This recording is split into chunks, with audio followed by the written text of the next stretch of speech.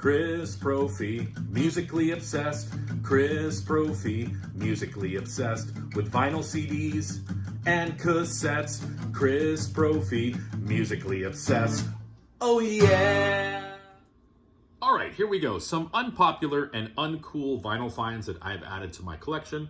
Some of you are going to think these are cool and popular. I do, but I'll tell you right now, these records that I'm going to show you, probably not records that people are going out searching for. Maybe a couple of them are, but I think they're cool.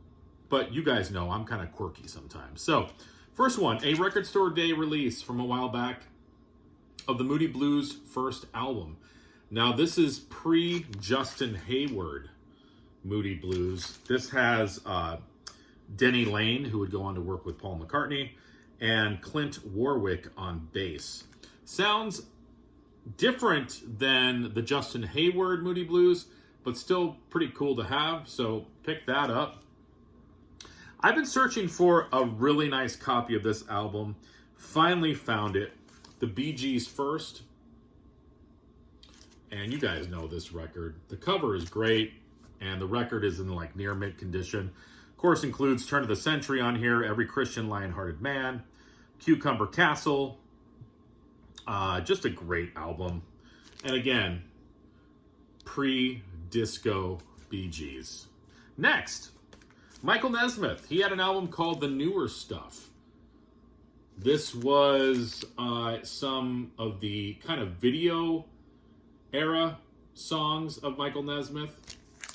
And there's some newer tunes on here, and then there's a couple remixes of some of his later songs like Magic and Cruisin' and Light and Karaoke. Rio's on here. But like I said, there's some newer tunes on here. I love Total Control is really cool. El Dorado to the Moon, great song. Nesmith's The Newer Stuff. Picked up a trio of Porter Wagner albums. Porter Wagner, country singer from the 60s and 70s, known for discovering Dolly Parton and having Dolly Parton on his show. Picked up an album of his called Me and the Boys that he dedicates to his band. The first song is actually sort of a recitation where he's talking about each band member and why they're special. Does a great version of Tennessee Stud on here. Remember Johnny Cash did that on American Recordings. The Carroll County Accident by Porter Wagner. That tune, the title track, was on Country Billboard for quite a while. Great tune. And then I also picked up Porter Wagner Sings His Own. A couple of my favorite songs on this Porter Wagner album, Be a Little Quieter and Albert Irving. And I believe that he re-recorded those albums when he did his Wagon Master album with Marty Stewart. But really, really good stuff. I picked up an Unpopular Devo album. I think it's unpopular. Total Devo. Not one that people talk about that much. Look at the hype sticker, JC. Baby Doll, Disco Dancer, Some Things Never Change, Happy Guy. They do a version of Don't Be Cruel on here. I like it, but I don't think it was one of the popular Devo records. I was talking to Jeff Witcher about this band, Aztec Camera. I have their first album on CD. I found this. This is their second album called Knife. I've only listened to it once. It's on Sire. Really good stuff. And I was really digging the title track, which is the last song. I think it's about 9 minutes long.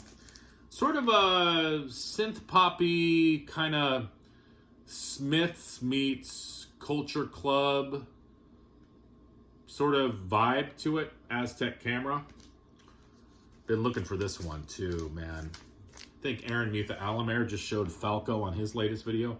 Finally got a copy of Falco 3. This, of course, has Rock Me Amadeus on it. Vienna Calling. Such a great, great record.